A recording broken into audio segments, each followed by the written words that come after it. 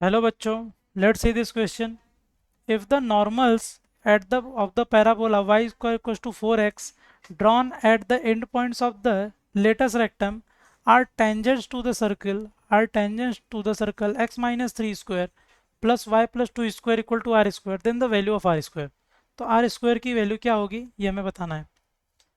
तो नोट करके यहाँ पे एक बात लिख लेंगे हम, जो हमारा के कंसेप्ट है, या नोट करके लिख लेंगे. बेसिकली के कंसेप्ट क्या है वो नोट है, नोट करके लिख लेंगे. normals normals at end point normals at end point of lattice rectum LR of lattice rectum intersect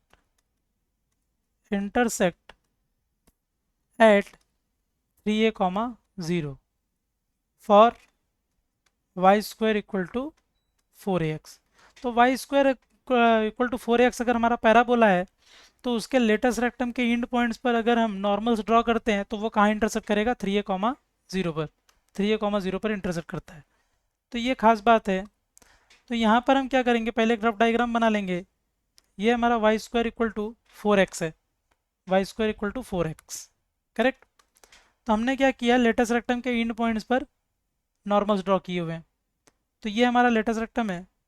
तो ये पॉइंट है a, 0, एक्चुअली 1, 0, क्योंकि a की वैल्यू क्या है यहाँ पर 1 है. a की वैल्यू क्या दे रखी है 1. ठीक है क्या, a की वैल्यू क्या है हमारे पास 1.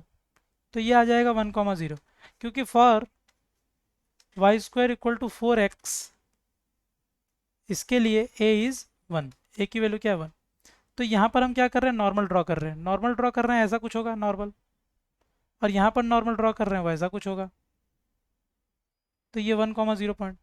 तो अभी हमने देखा कि normal at end point of the latus rectum ये कहाँ पे इंटरसेक्ट करता है, 3a, 0 पर. तो a क्या है 3, एक मेरा a की वैल्यू 1, तो ये पॉइंट क्या हो जाएगा 3, 0. तो बेसिकली ये पॉइंट ऑफ इंटरसेक्शन क्या आ जाएगा 3, 0.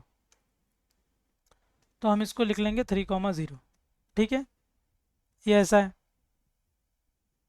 आगे क्या बोल रहा है क्वेश्चन में, क्वेश्चन में हमें दे रखा है कि हम क्या कर रहे हैं कि लेटेस्ट रेक्टम के इंड पॉइंट्स पर हमने अपने नॉर्मल्स ड्रॉ कर दिए.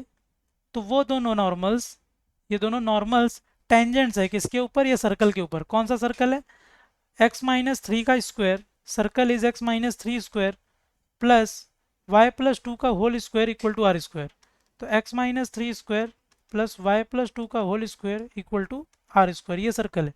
तो इसका जो सेंटर है, centre is 3, -2 and radius is r. ठीक है. तो हमने क्या किया हुआ है, हम इस तरीके से ड्रॉ कर रहे हैं कि ये जो दोनों नॉर्मल्स हैं, ये जो दोनों नॉर्मल्स हैं वो उसके ऊपर क्या हो जाए टेंजेंट. ये है 3, -2. तो आर की वैल्यू बतानी है सच दैट कि ये जो 3, 2 से 3, -2 सेंटर वाला सर्कल है विथ रेडियस आर, वो उसके ऊपर क्या हो जाए टेंजेंट. ठीक है, वो उसके ऊपर टेंजेंट हो जाएगा. तो हमें क्या करना है, केवल हमें आर स्क्वायर की वैल्यू फाइंड आउट करनी है. तो हमें पता है normal, normal equation of normal, basically equation of normal to y square equal to 4x is, 4ax के लिए पता है तो 4x के लिख सकते हैं. वो क्या हो जाएगा, y equal to mx minus 2am, a की वैल्यू 1 है तो -2m माइनस am³ तो मतलब -m³ आ जाएगा. ठीक. और ये नॉर्मल किससे पास कर रहा है, पॉइंट 3, 0 से. दिस पासेस थ्रू 3, 0, तो उसको सेटिस्फाई करेगा. Therefore 0 is equal to आ जाएगा 3m-2m, 3m-2m minus 3m-2m minus m³, correct है, -m³. तो विच इम्प्लाइज ये आ जाएगा m³, ये आ जाएगा m³ और ये आ जाएगा -m is equal to 0, which implies m×m² -1 is 0. तो हमारा स्लोप तो यहाँ पे नॉन ज़ीरो है, तो देयर फॉर m² -1 0 होगा, विच इम्प्लाइज m की वैल्यू क्या आ जाएगी +-1. तो अगर m की वैल्यू क्या आ जाएगी +-1, तो इफ़ आगे क्या है, if m is 1 then normal is. तो नॉर्मल की इक्वेशन क्या होगी अगर m की वैल्यू 1 है तो नॉर्मल की इक्वेशन ये है y equal to m x minus two m minus m Q.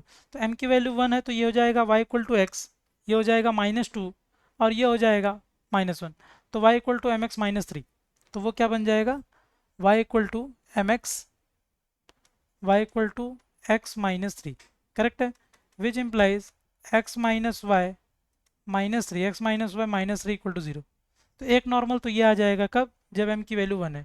If m is -1, m is equal to -1, then normal is, m की वैल्यू -1 है तो देन नॉर्मल क्या हो जाएगा उस केस में, वो हो जाएगा y equal to m x, m x मतलब माइनस एक्स, एम एक्स मतलब माइनस एक्स।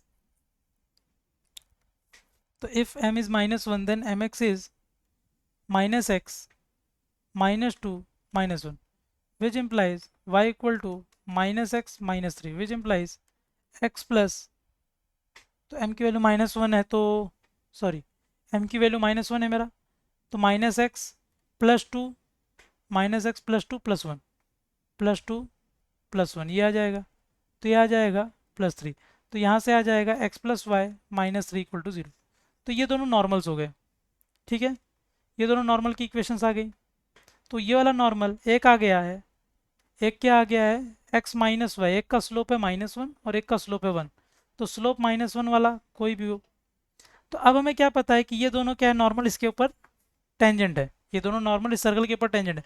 सर्कल के ऊपर टेंजेंट है मतलब किसी भी एक नॉर्मल पे अगर मैं 3,2 से परपेंडिकुलर ड्रॉप करूँ तो उसकी वैल्यू कितनी होगी, उसका लेंथ कितना होगा r, ये हमें पता है।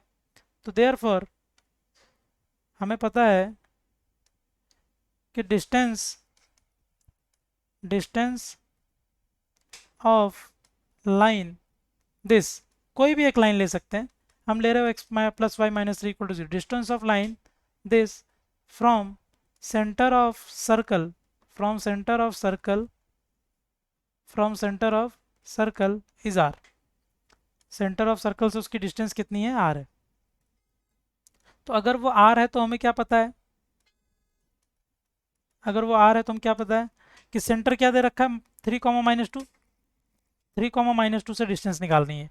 तो 3 -2 -3 divide by under root 1² plus 1² modulus, ये डिस्टेंस कितनी दे रखी है आर। तो दिस इम्प्लाइज -2 बाई √2 का modulus is r, which implies r is √2। तो देयर फॉर आर स्क्वायर की वैल्यू कितनी आ गई मेरे 2। तो आर स्क्वायर की वैल्यू पूछा था और आर स्क्वायर की वैल्यू कितनी आ रही है 2, r square is 2। I hope you understood it well, best of luck.